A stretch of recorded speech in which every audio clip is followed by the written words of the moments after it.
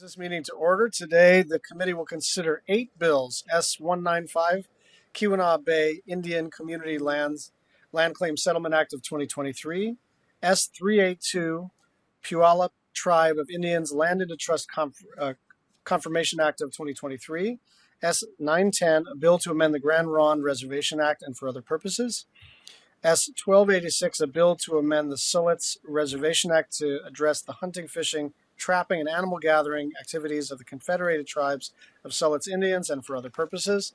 S1322, Unlocking Native Lands and Opportunities for Commerce and Key Economic Development, Unlocked Act.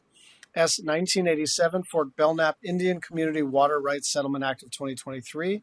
S2273, a bill to amend the Indian Child Protection and Family Violence Prevention Act, and S2285, a bill to reauthorize the Native American Housing Assistance and Self-Determination Act of 1996. S195 was introduced by Senators Peters and Stabenow, and the bill would acknowledge the uncompensated taking by the federal government of the Keweenaw Bay Indian Community lands, provide compensation for the taking of those lands, and extinguish all of the tribe's claims to those lands in exchange for the provided compensation. S382 was introduced by Senator Cantwell and Senator Murray.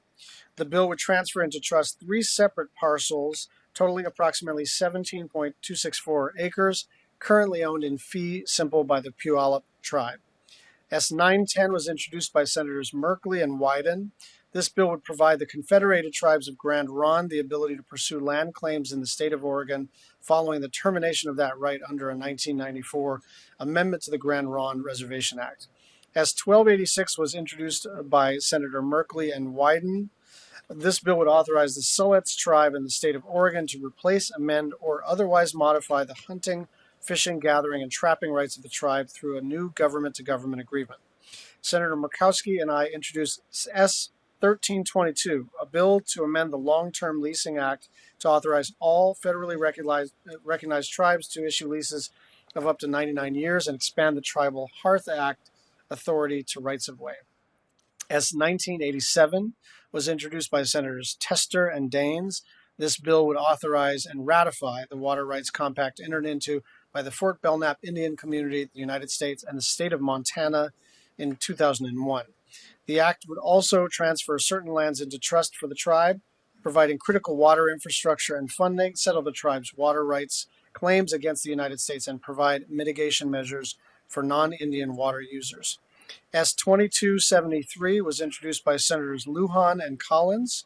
This bill would modernize and reauthorize 3 programs established by the Indian Child Protection and Family Violence Prevention Act, the Indian Child Abuse Treatment Grant Center, the Indian Child Protection and Family Violence Prevention Program, and the National Indian Resources Services Centers. The final bill the committee will consider is S2285, introduced by myself and Senator Murkowski. This bill would make programmatic improvements to the Native American Housing and Self-Determination Act and reauthorize it for a period of 10 years. I'll now turn to the Vice Chair for her opening statement.